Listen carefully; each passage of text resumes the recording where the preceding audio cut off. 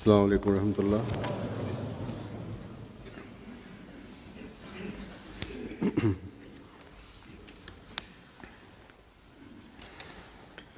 أشهد أن لا إله إلا الله وحده لا شريك له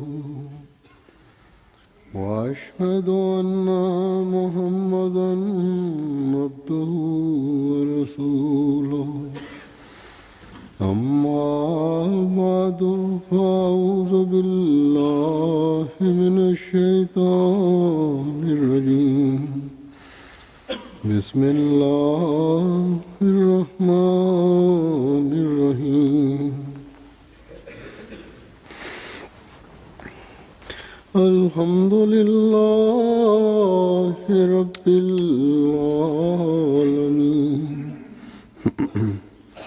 الرحمن الرحيم مالك يوم الدين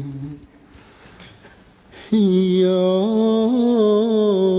نعبد وإياك نستعين اهدنا الصراط المستقيم صراط الذين أنعمت عليهم غير المغضوب عليهم ولا الضالين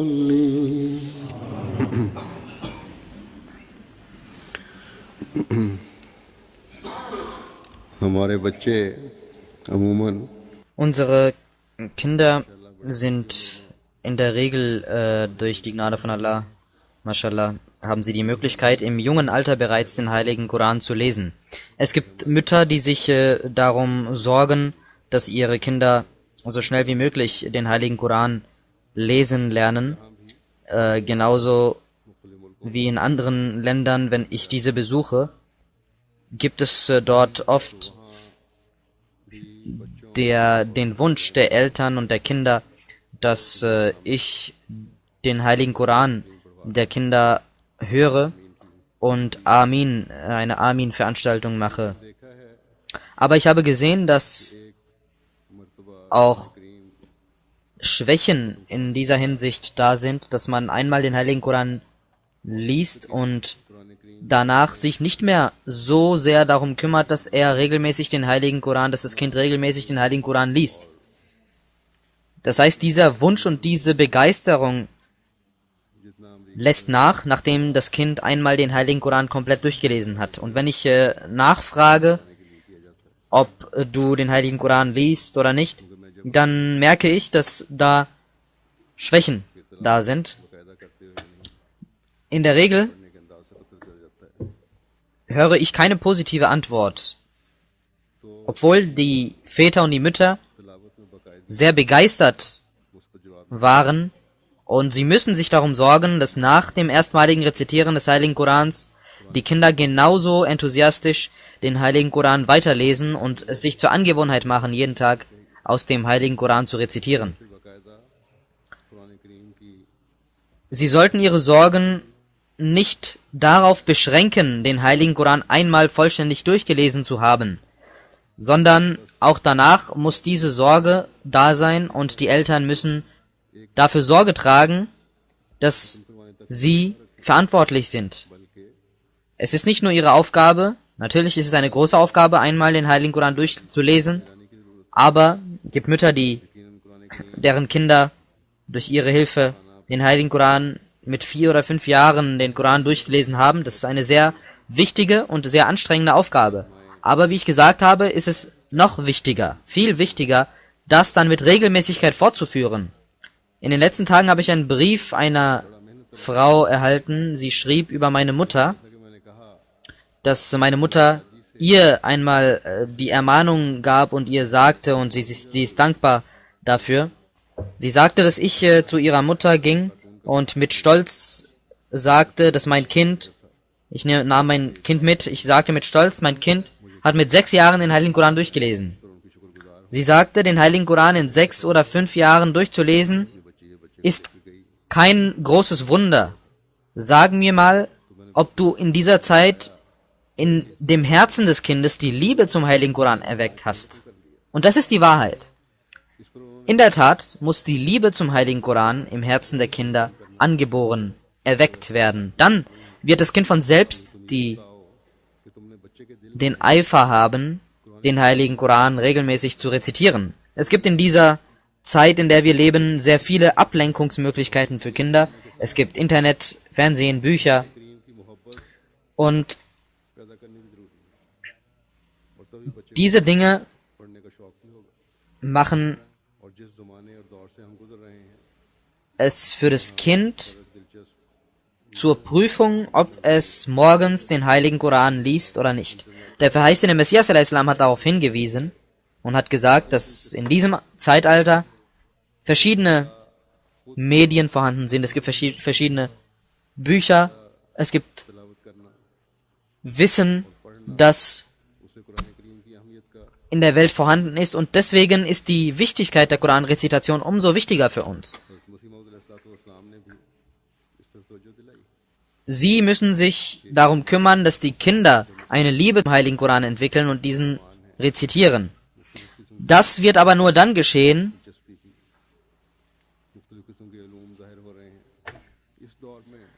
wenn die Eltern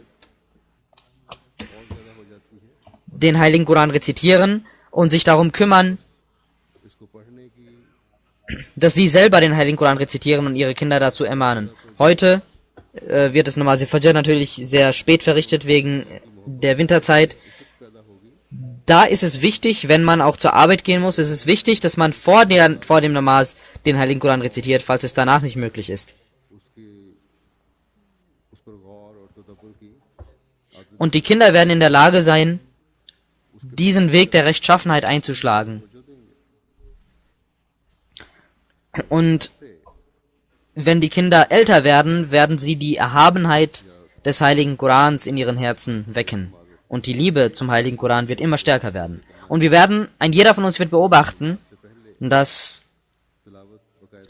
man im Heiligen Koran sich vertiefen kann. Und wenn man dies tut, wird in den Häusern die gegenseitige Liebe in der Familie zwischen Ehemann und Ehefrau stärker werden und die Kinder werden zu rechtschaffenen Menschen erzogen werden. Und das ist es, was ein Ahmadi sich als Teil seines Lebens machen muss. Er muss mit größter Aufmerksamkeit sich darum bemühen. In dieser Zeit hat der verheißene Messias a.s. sich darum gekümmert, dass wir, seine Jamaat, den Heiligen Koran über alles andere Wissen bevorzugen und dem Heiligen Koran eine Ehre gebühren, ihm eine Ehre zuzollen, die wir nirgendwo anders sehen oder die wir nirgendwo anders erweisen. Oft ist es so, dass die Nicht-Ahmadis den Heiligen Koran zwar in wertvollen Ausgaben herausbringen, es schmücken, aber in der Tat geht es darum, die Gebote und Verbote des Heiligen Korans zum Teil seines Lebens zu machen. Und das ist die Liebe zum Koran, nämlich die Verbote, die Allah erwähnt hat, davon abzuhalten und den Geboten, die Allah Ta'ala uns auferlegt hat, diesen nachzugehen und alle Kräfte dafür aufzuwenden, alle Fähigkeiten dafür aufzuwenden, diesen Geboten nachzukommen. Man muss die Furcht Allahs im Herzen behaltend den Heiligen Koran rezitieren. Der verheißene Messias a.s. hat in vielen seiner Büchern, in seinen Reden, die Wichtigkeit des Heiligen Korans erläutert und hat auch einige Erwartungen an diejenigen gestellt, die das Bait abgeliefert haben, die sich seiner Jamaat angeschlossen haben. Wir müssen in unseren Häusern unsere Häuser mit der Rezitation des Heiligen Korans füllen. Es ist notwendig, dass man nicht nur den Koran rezitiert, sondern dass man auch über seine Bedeutung nachsinnt, dass man die Übersetzung des Heiligen Korans mitliest, dass man seine Familie und seine Kinder über die Bedeutung des Heiligen Korans aufmerksam macht und darüber redet. Man sollte solche Veranstaltungen zu Hause organisieren, wo man sich hinsetzt und über den Koran redet, damit in ihnen das Interesse erweckt wird am Heiligen Koran und am Glauben. Der verheißene Messias a.s. hat die Übersetzung des Heiligen Korans und des Namaz als sehr wichtig und grundlegend bezeichnet. Aber es ist auch nicht gestattet und nicht erlaubt, allein die Übersetzung des Heiligen Koran zu rezitieren. Der verheißene Messias sagte, ich erlaube es euch nicht, nur die Übersetzung des Heiligen Korans zu reden. Dadurch werdet ihr der Erhabenheit des Heiligen Korans nicht gerecht. Und der verheißene Messias sagt, wer behauptet, es sei ausreichend, den Heiligen Koran, nur die Übersetzung des Heiligen Korans zu reden, der möchte in der Tat die Erhabenheit des Heiligen Korans aus der Welt schaffen. Die wahre Macht des Heiligen Korans sind seine Worte, nämlich, dass diese Worte genauso vorhanden sind wie vor 1400 Jahren. Und Allah Ta'ala sagt im Heiligen Koran, wahrlich, wir sind es, die den Heiligen Koran niedergesandt haben, und genauso werden wir es sein, die den Heiligen Koran beschützen werden. Allah Ta'ala hat die Verantwortung des Schutzes des Heiligen Korans auf sich genommen. Und der verheißene Messias sagte, dass diese Erhabenheit und Macht des Heiligen Korans, nämlich dass er heute genauso in Arabisch vorhanden ist, wie bei seiner Offenbarung, das ist die Macht des Heiligen Korans. Und auch die Feinde des Islams kommen nicht umher und können nicht davon ablassen, zu bezeugen, dass der Heilige Koran heute genauso vorhanden ist wie damals. Wenn wir uns nur auf die Übersetzung stützen würden, dann kann es darin Unterschiede geben. Unsere Übersetzung unterscheidet sich in einigen Bereichen von anderen, andere übersetzen. Es gibt 1000 Unterschiede zwischen Übersetzungen untereinander. Und unsere Übersetzung wird von der ganzen Welt geschätzt, weil sie korrekt durchgeführt ist. Und es gab einen Priester, einen christlichen Missionaren in Amerika, in den USA. Er hat einige Kommentare geschrieben und sagte, er hat sich nur die Übersetzung des Heiligen Korans angeschaut und konnte kein Arabisch und sagte, dass der Koran dies und jenes lehrt. Wir gaben ihm seine Antwort.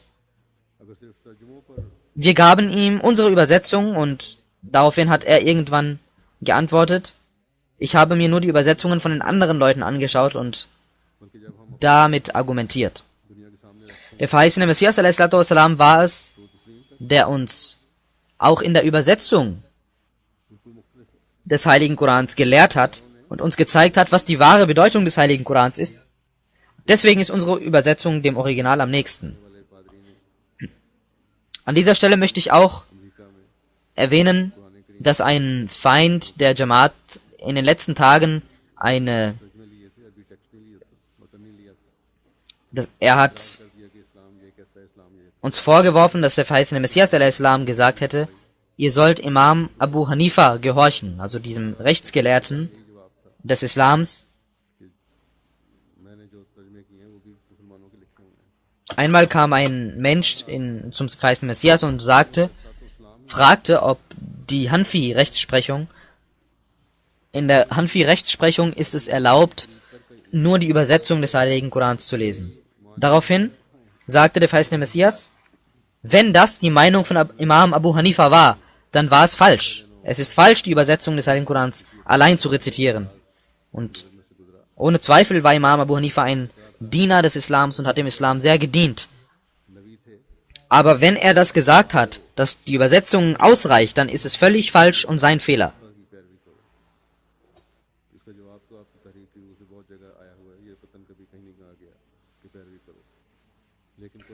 Der verheißene Messias a.s. wurde von Allah Ta'ala geschickt, um den Islam zu reformieren, um diese Dinge wieder einzuführen, die man vergessen hatte. Deswegen hat Allah Ta'ala dem verheißenen Messias a.s. auch die wahre Bedeutung des heiligen Korans gelehrt. Er sagt an einer Stelle, der heilige Koran ist das Mittel der Gesetzgebung Allahs. Und der verheißene Messias a.s. Spricht hier in dieser Schrift auch darüber, dass Jesus a.s. gemäß den Lehren des heiligen Korans gestorben ist. Und er sagt weiterhin, der heilige Koran ist das Gesetz des Himmels und deswegen der Weg, um Erlösung zu erfahren. Der heilige Koran ist unser Erlöser. Und ein Gesetz kann uns nur erlösen, wenn dieses Gesetz auch implementiert wird. Wenn man dieses Gesetz auch als lebendig erachtet, und nur dann können wir erlöst werden, wenn wir die Herrschaft dieses Gesetzes akzeptieren, also diesem gehorchen. Wenn wir dies nicht tun, wird der heilige Koran uns nicht erlösen können. Lesen alleine reicht nicht aus. Man muss gehorchen und die Nähe Allahs durch seine Taten suchen. Man muss die Preise und Segnungen Allahs in sich aufnehmen, indem man nicht nur die Lehren des heiligen Korans versteht, sondern auch diesen nachgeht. Der verheißene Messias a.s. sagt an einer Stelle, seid euch immer bewusst, der heilige Koran ist die Quelle von Erlösung und es ist ein Fehler jener Leute, die nicht dem heiligen Koran gehorchen. Eine dieser Gruppen, die den heiligen Koran nicht gerecht werden, sind jene, die erste Gruppe ist jene, die den Koran gar nicht akzeptiert und gar nicht erst sagt, dass der Koran von Allah ist. Doch es gibt auch Menschen, die den heiligen Koran als Gesetz akzeptieren. Viele von ihnen haben den heiligen Koran gar nicht erst gelesen.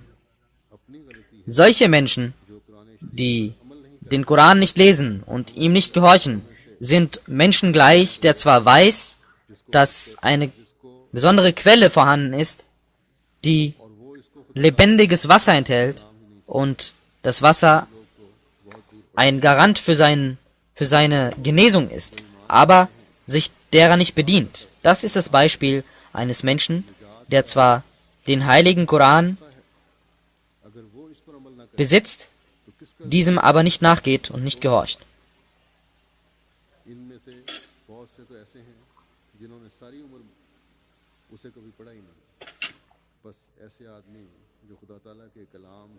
Er hätte seinen Mund an dieser Quelle, seine Lippen an diese Quelle legen sollen und von der Genesung und von der Heilkraft dieses Wassers Nutzen ziehen sollen. Möge Allah Ta'ala uns die Kraft geben, dass wir diese schmerzvolle Botschaft des verheißenen Messias a.s. verstehen und dass wir an die Lehren des heiligen Korans glauben und diesen nachgehen. Denn nur dann werden wir wahrhaft unserem Bad gerecht werden, wenn wir die Herrschaft des heiligen Korans akzeptieren und wenn wir seine Lehre befolgen. Und die Lehre des heiligen Korans besteht darin, dass er uns vorgibt, vor welchen Sünden wir uns hüten sollten und welche rechtschaffene Taten wir begehen sollten. Der verheißene Messias a.s. sagt,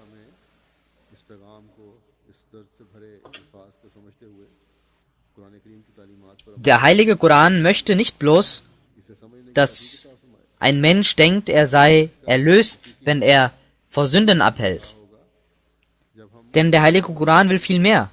Er möchte den Menschen mit göttlichen Attributen ausstatten, damit er jene rechtschaffenen Taten begeht, von denen die ganze Menschheit profitiert. Die Konsequenz wird sein, dass Allah Ta'ala zufrieden ist mit ihm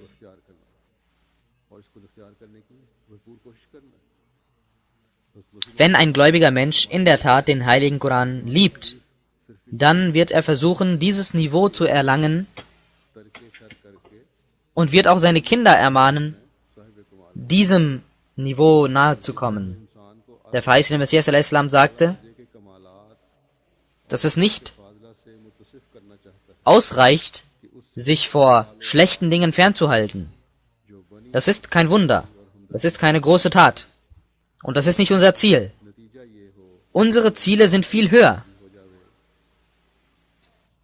Wir müssen uns größere Ziele setzen und diesen Zielen nachgehen. Und diese rechtschaffenen Taten, die alle im Heiligen Koran erwähnt sind, müssen wir in unserem Leben implementieren. Wenn wir das tun, wenn jeder Mann und jede Frau sich darum bemüht, werden die Menschen jene Gesellschaft etablieren, die eine islamische Gesellschaft ist. Wir beobachten das tagtäglich, Feinde dem Islam Vorwürfe machen. Es gibt hier einige Frauen, die an verschiedenen Orten hier in der Umgebung ihre Reden halten. Und es gab hier eine Debatte mit der Khuddamul Ahmadiyya UK, mit diesen Frauen. Diese wurde von einer Universität veranstaltet. Und diese beiden Frauen haben dem Islam gemäß ihrer Praxis einiges vorgeworfen. Und es gab unsere Khuddam, ein Schüler der Jamia und ein anderer Khadim, der ein englischer Neu-Ahmadi ist, haben diesen Frauen geantwortet und die Lehre des Heiligen Korans, im Lichte der Lehren des Heiligen Korans, Antworten gegeben, so dass diese Frauen wütend wurden und auch ihre Fans, die vermeintlichen Fans dieser Frauen, haben bezeugt, dass die Frauen nicht recht haben. Und der Islam hat so gesiegt auf eine wundervolle Art und Weise. Wir müssen versuchen, den Heiligen Koran zu lernen und unser Wissen dadurch zu erweitern und demgemäß zu handeln. Nur dann können unsere Häuser zum Paradies werden.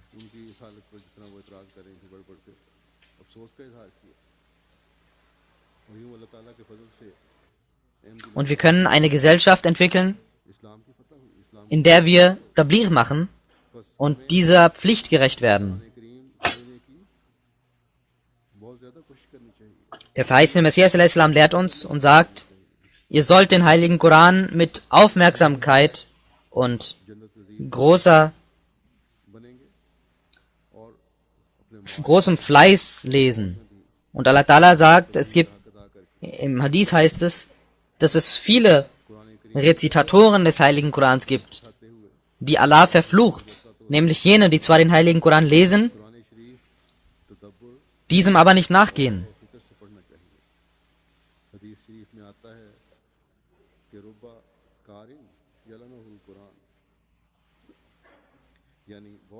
Wenn man den Heiligen Koran liest und Verse des Heiligen Korans kommen, die von der Gnade Allahs handeln, sollte man Allah lobpreisen. Wenn aber Stellen kommen, in denen Allah über die Strafe spricht, die er verschiedenen Völkern zugeteilt hat, dann ist es wichtig, dass man innehält und Allah Ta'ala um Vergebung bittet. Diese Bindung zum Heiligen Koran müssen wir in unseren Herzen implementieren und erwecken. Es gibt Menschen, die behaupten, dass es sehr schwer ist, den Heiligen Koran zu verstehen. Zu ihnen sagt der verheißene Messias, es gibt unwissende Menschen, die sagen, wir können den Koran nicht verstehen. Deswegen lesen sie den Koran nicht und erachten es nicht als wichtig, den Heiligen Koran zu lesen. Das ist ihr Fehler.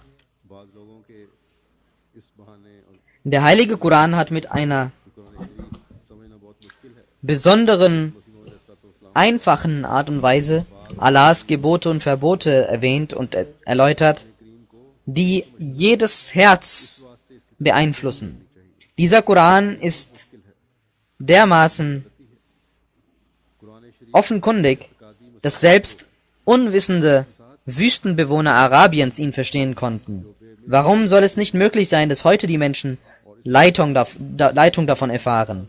Und Allah Ta'ala hat uns in dieser Zeit besonders gesegnet, indem er uns den verheißenen Messias schickte. Er hat uns nicht nur die Gebote und Verbote des Heiligen Korans erläutert, sondern hat uns vielmehr auch sehr tiefgreifende Bedeutungen des Heiligen Korans nahegelegt. Und Allah Ta'ala sagt im Heiligen Koran, وَآخَرِينَ مِنْهُمْ لَمَّا يَلْحَقُوا بِهِمْ. Es wird eine letzte Gemeinschaft unter ihnen geben, die sich ihnen noch nicht zugesellt haben. Und der verheißene Messias hat uns zu diesen letzten Leuten gemacht. Er hat uns mit einem Schatz ausgestattet, den wir annehmen müssen. Wir können von diesem aber nur dann profitieren, wenn wir wahrhaft den Heiligen Koran lieben. Es gibt viele Muslime, die wirklich eine gute Rezitation des Heiligen Korans machen können. Es gibt Menschen, die ausgezeichnet werden deswegen. Es gibt CDs und Kassetten von diesen Menschen. Aber es gibt viele unter ihnen, die die Bedeutung des Heiligen Korans gar nicht verstehen. Viele vermeintliche Gelehrte verstehen die Bedeutung des Korans nicht. Deswegen gab es eine lange Zeit im Islam die Diskussion, dass es Verse geben würde, die andere Verse des Heiligen Korans ungültig machen, die sie mansukh machen, also dass es Verse gibt, die nicht mehr gültig sind. Genauso gibt es Verse, die heute von den Muslimen nicht verstanden werden, zum Beispiel der Vers über den Tod von Hazrat Jesus a.s. Die Muslime sind sich nicht der Bedeutung des Heiligen Korans bewusst. Und in einem Hadith heißt es darüber, Hazrat Abbas bin Abdul Muttalib berichtet, dass er hörte, wie der heilige Prophet Muhammad sallallahu alaihi wasallam sagte, die Zeit wird kommen, wo solche Menschen geboren werden, die zwar damit angeben werden, dass sie die größten Rezitatoren des Heiligen Korans sind und die größten Wissenden sind. Doch, sagte der heilige Prophet Muhammad sallallahu alaihi wasallam zu seinen Gefährten, seht ihr in solchen Menschen Rechtschaffenheit? Die Sahaba antworteten, nein, wir sehen dies nicht. Der heilige Prophet Muhammad sallallahu alaihi wasallam antwortete, diese Menschen werden von euch abstammen, sie werden Muslime sein, aber sie werden Bewohner der Hölle sein.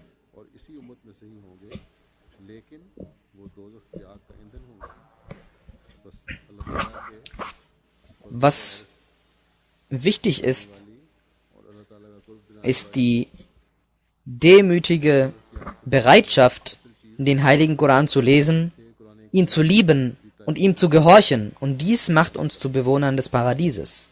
Und heute ist dies eine Pflicht eines jeden Ahmadis von uns, dass er sich darum bemüht und dass er dies versucht zu erreichen. Der verheißene Messias a.s. sagt an einer Stelle, seid euch bewusst, er sagt in der Arche Noah, seid euch bewusst, dass die Lehre Allahs und der heilige Koran wahre Rechtleitung euch bieten und dass ihr nicht einen Schritt machen dürft, der außerhalb dieser Lehre liegt. Und ich sage euch mit Wahrheit, wer einen der 700 Gebote des heiligen Korans nicht befolgt, der schließt mit seinen eigenen Händen die Tür seiner Erlösung. Wahre Wege der Erlösung hat uns der heilige Koran gezeigt und alles andere ist dem untergeordnet. Ihr sollt den heiligen Koran mit Fleiß und mit Aufmerksamkeit lesen und ihr sollt ihn lieben, wie ihr keinen anderen geliebt habt. Denn Allah sagte mir, alles Gute liegt im heiligen Koran.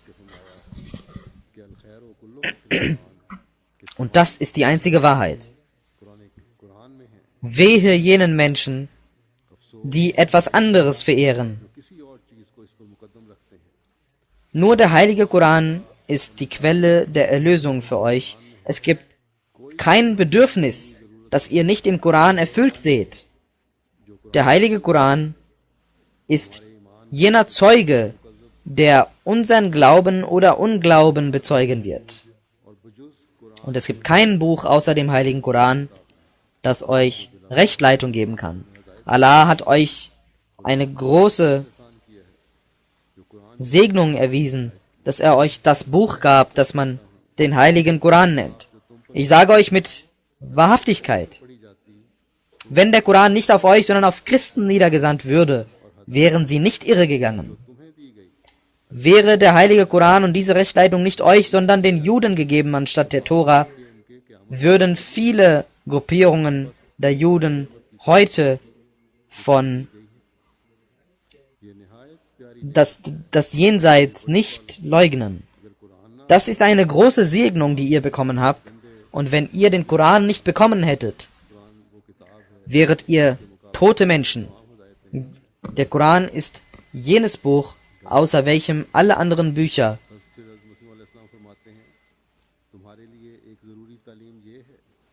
wie schmutziges Zeug sind, wenn der Koran nicht vorhanden wäre. Der verheißene Messias a.s. sagt, es ist wichtig für euch, dass ihr nicht vom Koran ablasst, denn darin liegt das Leben für euch. Jene Menschen, die den Koran ehren werden, werden im Himmel geehrt werden. Jene Menschen, die den heiligen Koran vor jedem Hadith und vor jeder anderen Aussage Ehre erweisen werden, werden im Himmel geehrt werden. Auf der Welt gibt es heute kein anderes Buch als den heiligen Koran. Und es gibt keinen anderen Propheten, der die Menschen erlösen kann, außer dem heiligen Propheten Muhammad sallallahu alaihi wasallam. Deswegen sollt ihr versuchen, eine wahre Liebe zu diesem herrlichen Propheten zu entwickeln. Und ihr sollt keinem anderen diese Ehre erweisen wie diesem Propheten, damit ihr als erlöste Menschen im Himmel geltet. Und seid euch bewusst, Erlösung bedeutet nicht, dass ihr erst nach dem Tod erlöst werdet, sondern wahre Erlösung werdet ihr bereits in dieser Welt bekommen und ihr werdet das Licht dieser Erlösung bereits in dieser Welt sehen. Wer gilt als Erlöster? Jener Mensch, der weiß, dass Allah wahrhaftig ist und dass der heilige Prophet Muhammad sallallahu alaihi wasallam der Vermittler zwischen den Menschen und Gott ist. Und es gibt keinen Menschen, der diesem Gesandten nahe kommt und kein Buch, welches dem heiligen Koran nahe kommt. Und Allah Ta'ala hat es nicht gemocht, Dinge ewig lebendig zu halten, außer diesem heiligen Propheten Muhammad sallallahu alaihi wasallam. Ihn wird Allah ewig lebendig lassen. Durch den heiligen Koran wird er ihm Leben schenken bis zum Tage des jüngsten Gerichts. Das Licht des heiligen Korans wird bis zum Tage des jüngsten Gerichts andauern. Und eben deswegen hat Allah auch den verheißenen Messias geschickt. Seine Ankunft war notwendig für den Islam, denn es war notwendig, dass diese Welt nicht untergeht, bevor jener Messias nicht kommt, der die Herrschaft des heiligen Propheten Muhammad sallallahu alaihi wasallam in der Welt etabliert. Dieser Vers, Ihdina Sirat al-Mustaqim, Sirat al-Lazina an'amta alaihim, weist eben darauf hin. Mögen unsere Kinder, unsere Nachkommen bis zum Tage des jüngsten Gerichts den heiligen Koran lieben, wahrhaft lieben, jene Menschen, die sich dem verheißenen Messias a.s. angeschlossen haben, mögen sie bis zum Ende die Lehre des heiligen Korans befolgen und von seinen Segnungen immer profitieren.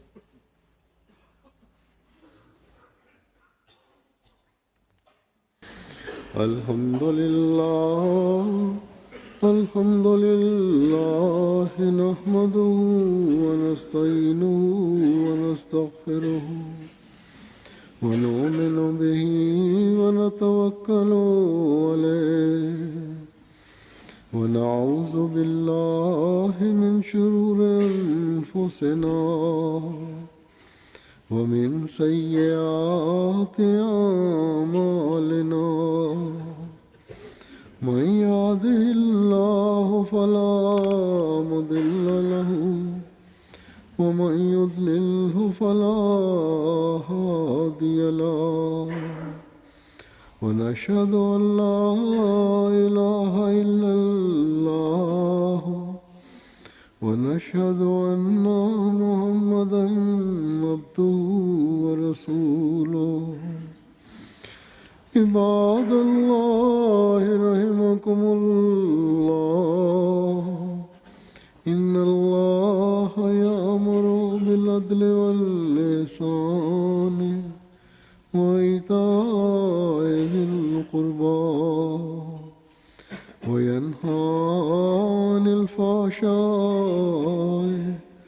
والمنكر والبغي يعظكم لعلكم تذكرون اذكروا الله يذكركم وادعوه يستجب لكم ولذكر الله أكبر